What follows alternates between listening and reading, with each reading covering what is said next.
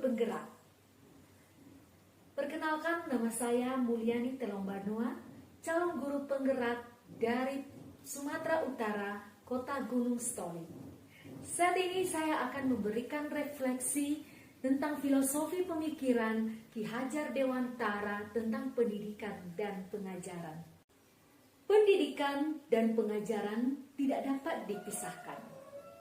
Menurut Ki Hajar Dewantara, pengajaran adalah bagian dari pendidikan. Pengajaran merupakan proses pendidikan dan memberi ilmu yang berfaedah untuk kecakapan hidup anak secara lahiriah dan batinnya. Sedangkan pendidikan memberi tuntunan terhadap segala kekuatan kodrat yang dimiliki anak agar ia mampu mencapai keselamatan dan kebahagiaan yang setinggi-tingginya sebagai manusia maupun sebagai anggota masyarakat. Ki Hajar Dewantara memiliki keyakinan bahwa untuk mencapai Indonesia yang beradab, maka pendidikan adalah salah satu kunci utama untuk mencapainya. Anak bisa diumpamakan seperti sebuah atom, di mana di dalam atom ada muatan positif dan negatif. Atom itu memiliki yang namanya elektron, di mana elektron bisa membuat sebuah atom mengalami perubahan. Dengan elektron, sebuah atom dapat membentuk rangkaian senyawa yang bermanfaat, seperti elektron natrium yang berikatan dengan elektron klorin, membentuk senyawa NaCl yang merupakan rumus molekul daripada garam. Dan garam sangat bermanfaat dalam kehidupan manusia. Begitu halnya dengan diri anak, bahwa di dalam setiap diri anak itu masing-masing memiliki keunikan tersendiri, di mana ketika dia mampu mengembangkan dirinya, maka dia akan bermanfaat ketika dirinya berinteraksi dengan orang lain dan bisa menghasilkan karya-karya yang besar. Kita sebagai guru berperan menuntun tumbuh kembang anak, memupuk bakat, minat yang ada dalam diri anak.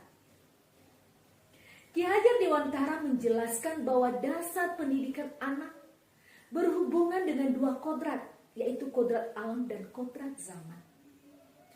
Kodrat alam berkaitan dengan sifat dan bentuk lingkungan di mana anak berada. Sedangkan kodrat zaman berkaitan dengan isi dan irama.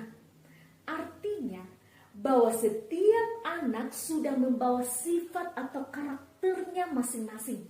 Jadi kita sebagai guru tidak bisa menghapus sifat dasar tadi. Yang bisa kita lakukan adalah menunjukkan dan membimbing mereka agar bisa memunculkan sifat-sifat baiknya, sehingga menutupi sifat-sifat jeleknya. Mari kita perhatikan buah kelapa ini yang tumbuh bersama-sama dalam satu pohon, bahkan berada dalam satu tandang. Tetapi apa yang bisa kita lihat? Pertumbuhan buahnya berbeda-beda.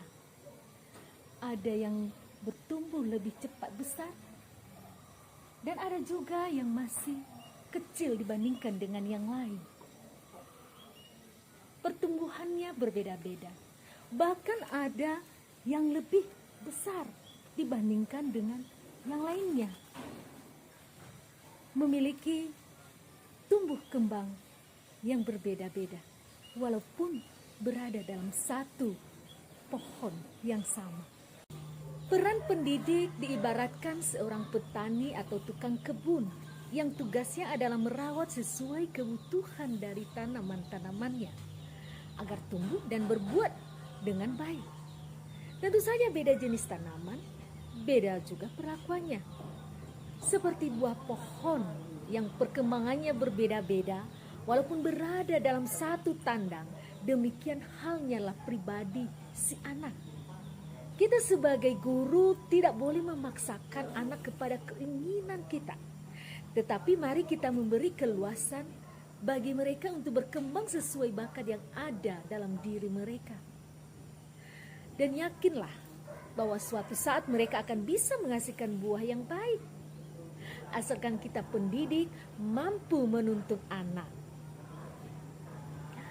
Kodrat zaman bisa diartikan bahwa kita sebagai guru harus membekali keterampilan kepada siswa kita sesuai dengan zamannya di mana dia hidup.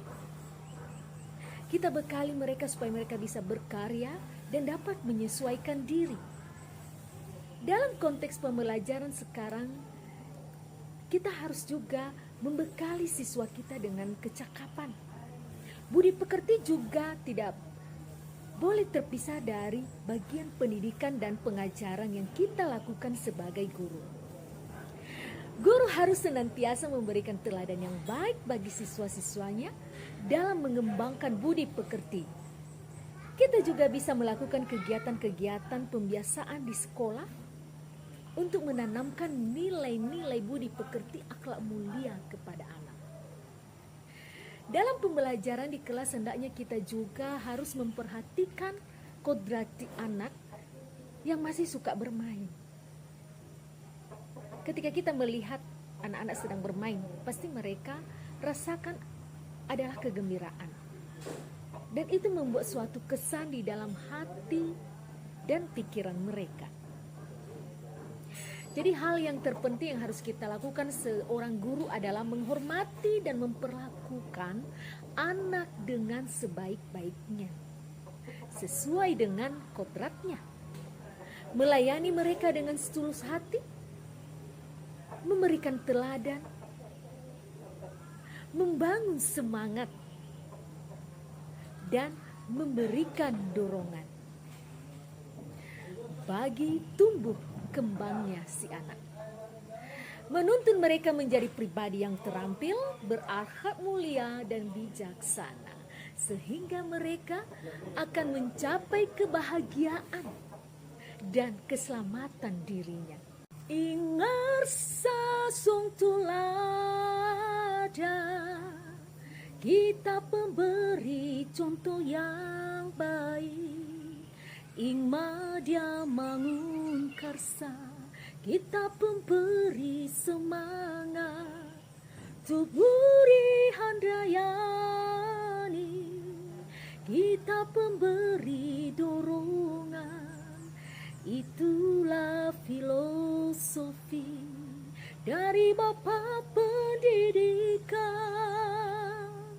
Marilah kita wujudkan pendidikan yang merdeka.